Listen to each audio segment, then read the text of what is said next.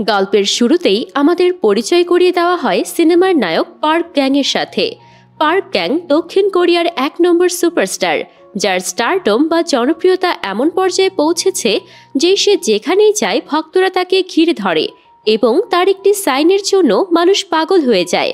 তার জীবনযাপন স্বপ্নের মতো। বিশাল আলিশান পেন্ট হাউস, গ্যারেজ ভর্তি নামি দামি স্পোর্টস কার আর ব্যাংকে অঢেল টাকা। বাহ্যিকভাবে দেখলে মনে হয় সৃষ্টিকর্তা তাকে দুহাত ভরে সব কিছু দিয়েছেন, কিন্তু এই চাকচিক্যের আড়ালে লুকিয়ে আছে অন্য এক সত্য। কারণ পার্ক গ্যাং ব্যক্তিগত জীবনে প্রচণ্ড স্বার্থপর, অহংকারী এবং একা। তার কাছে সম্পর্কের কোনো মূল্য নেই এবং সে বিয়ে করতে চায় না, কারণ সে মনে করে সংসার মানেই ঝামেলা আর বাচ্চা কাচ্চা মানে ক্যারিয়ারের ইতি। সে প্রতিদিন নতুন নতুন মডেল বা অভিনেত্রীর সাথে ডেট করে এবং জীবনটাকে কোনো পিছুটান ছাড়াই উপভোগ করতে চায়। কিন্তু এত সাফল্য আর অর্থের পাহাড় থাকা সত্ত্বেও রাতে তার ঠিকমতো ঘুম হয় না এবং মানসিক প্রশান্তির অভাবে ঘুমানোর জন্য তাকে নিয়মিত ঘুমের ওষুধ খেতে হয়। পার্কের মাও ছেলের এই বিপুল সম্পদের সুযোগ নিয়ে ইচ্ছে মতো টাকা ওড়ান এবং ছেলের সুখের চেয়ে তার কাছে শপিং আর ওয়ার্ল্ড ট্যুর বেশি গুরুত্বপূর্ণ।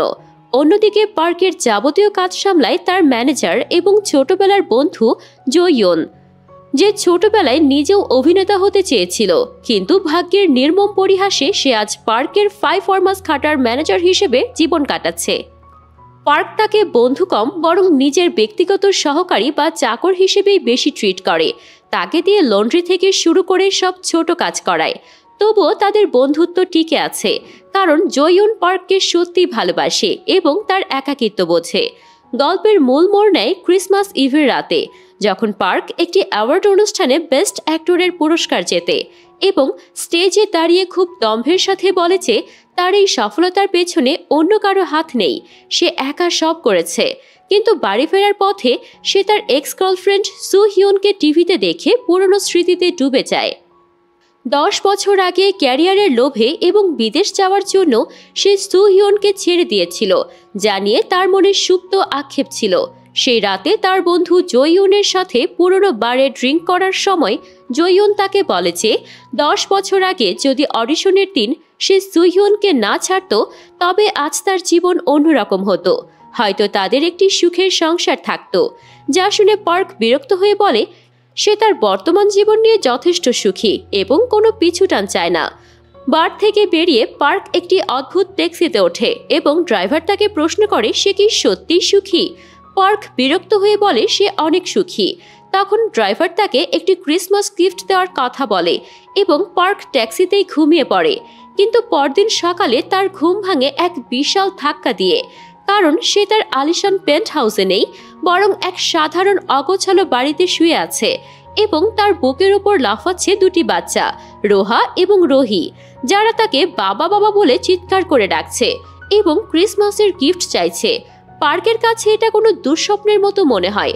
পার্ক প্রথমে ভাবে সে স্বপ্ন দেখছে বা তাকে কেউ কিডন্যাপ করে প্র্যাঙ্ক করছে।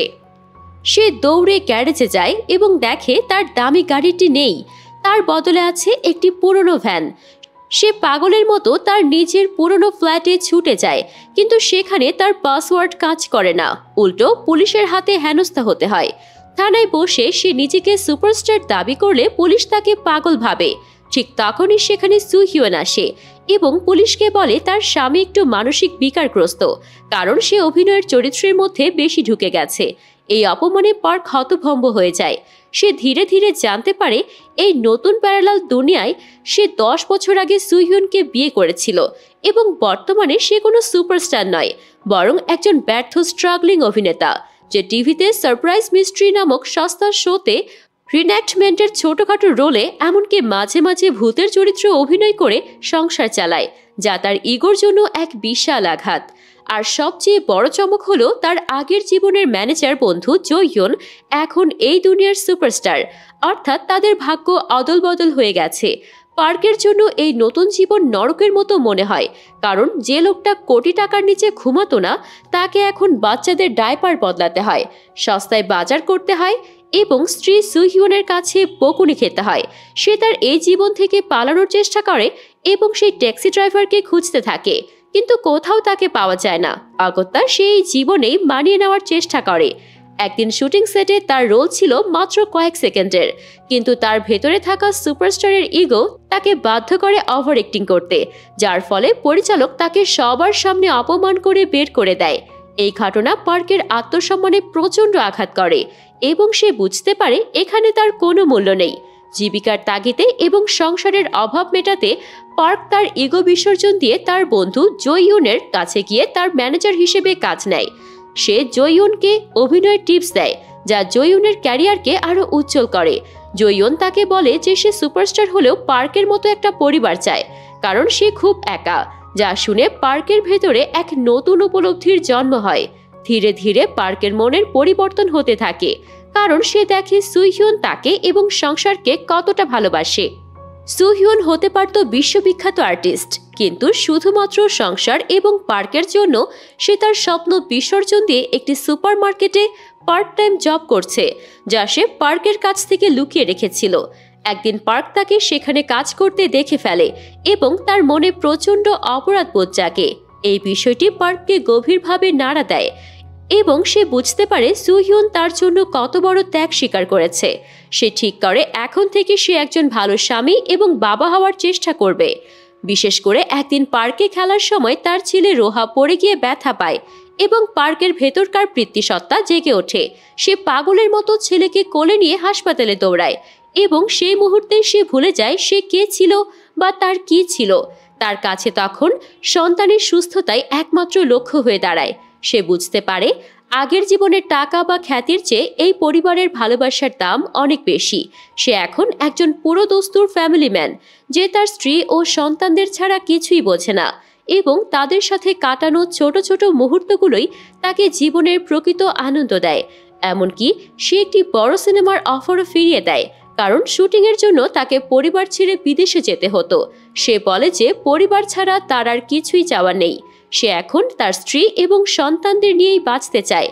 1 বছর কেটে যায় এবং পার্ক ও তার পরিবার যখন খুব সুখে দিন কাটাচ্ছিল, ঠিক তখনই ক্রিসমাসের রাতে আবার সেই ট্যাক্সি ড্রাইভারের সাথে তার দেখা হয়। ড্রাইভার জানায় তার উপহারের মেয়াদ শেষ এবং এখন পার্ককে তার আসল জীবনে ফিরতে হবে। পার্ক কান্না করে ড্রাইভারের পা জড়িয়ে ধরে বলে যে আমি আমার টাকা খ্যাতি কিচ্ছু চাই না, আমি শুধু আমার স্ত্রী আর বাচ্চাদের সাথেই থাকতে চাই, প্লিজ আমাকে তাদের থেকে আলাদা করবেন না।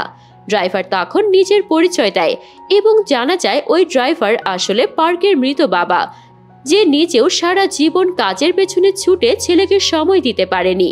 তাই সে তার ছেলেকে এই সুযোগ দিয়েছিল যাতে পার্ক পরিবারের মূল্য বুঝতে পারে এবং বাবার মতো ভুল না করে। বাবা তাকে শেষবারের মতো বিদায় জানায়। পার্ক দৌড়ে বাড়িতে গিয়ে তার ঘুমন্ত বাচ্চাদের শেষবারের মতো জড়িয়ে ধরে এবং সুহিউনের পাশে শুয়ে তার হাত ধরে কান্না করতে করতে ঘুমিয়ে পড়ে। সে মনে মনে প্রার্থনা করে যেন এই রাত কখনো শেষ না হয়। পরদিন সকালে পার্কের ঘুম ভাঙে তার সেই বিলাসবহুল পেন্ট হাউসে। সব ঐশ্বর্য ফিরে এসেছে, কিন্তু ঘরটা খালি, কারণ তার স্ত্রী নেই, বাচ্চা নেই। পার্কের বুকটা হাহাকার করে ওঠে এবং সে বুঝতে পারে একা থাকার যন্ত্রণা কি ভীষণ। সে আর দেরি না করে বাস্তবে সুহিউনকে খুঁজতে বের হয়, যে তখনও অবিবাহিত এবং একজন সফল আর্টিস্ট হিসেবে এক্সিবিশন করছে। পার্ক তার আর্ট গ্যালারিতে গিয়ে তাকে খুঁজে পায় এবং দেখে সুহিউন একটি পেন্টিংয়ের দিকে তাকিয়ে আছে, যা হুবহু সেই বাড়ির ছবি যেখানে তারা স্বপ্নের জীবনে সংসার করেছিল। সুহিউন বলে সে জানে না কেন এই ছবিটি তাকে ভীষণ টানে এবং মনে হয় এমন একটি জীবন তার হতে পারত। পার্ক তাকে আবেগে জড়িয়ে ধরে, বলে সে তাকে ছাড়া বাঁচবে না এবং তাকে বিয়ে করতে চায়। সে সুহিউনকে কথা দেয় যে সে তার সব অহংকার ছেড়ে দেবে এবং তাকে ছেড়ে আর কখনো যাবে না। সুহিউন প্রথমে অবাক হলেও পার্কের চোখে সত্যিকারের ভালোবাসা দেখতে পায় এবং গল্পের শেষে আমরা দেখি পার্ক ও সুহিউন বিয়ে করেছে এবং তাদের 2টি যমজ সন্তানই হয়েছে। পার্ক হয়তো এখন অত বড় সুপারস্টার নয় এবং মাঝে মাঝে ছোট রোলে কাজ করে, কিন্তু সে একজন সুখী বাবা এবং স্বামী। আর এভাবেই মুভিটি আমাদের শেখায় যে ক্যারিয়ার বা টাকা জরুরি, কিন্তু দিন শেষে ভালোবাসার পরিবারই আমাদের আসল শান্তি। আশা করছি আমাদের আজকের এক্সপ্লেনেশনটি আপনাদের ভালো লেগেছে। সাইকোলজিক্যাল মিস্ট্রি থ্রিলার জনরার মানসিক চাপ সৃষ্টিকারী এই মুভিটি আমাদের জীবন নিয়ে নতুন করে ভাবতে সুযোগ করে দেয়। আর আপনি যদি এমনই আরও থটফুল মুভির এক্সপ্লেনেশন চান, তবে এখনই আমাদের চ্যানেলটি সাবস্ক্রাইব করে রাখুন।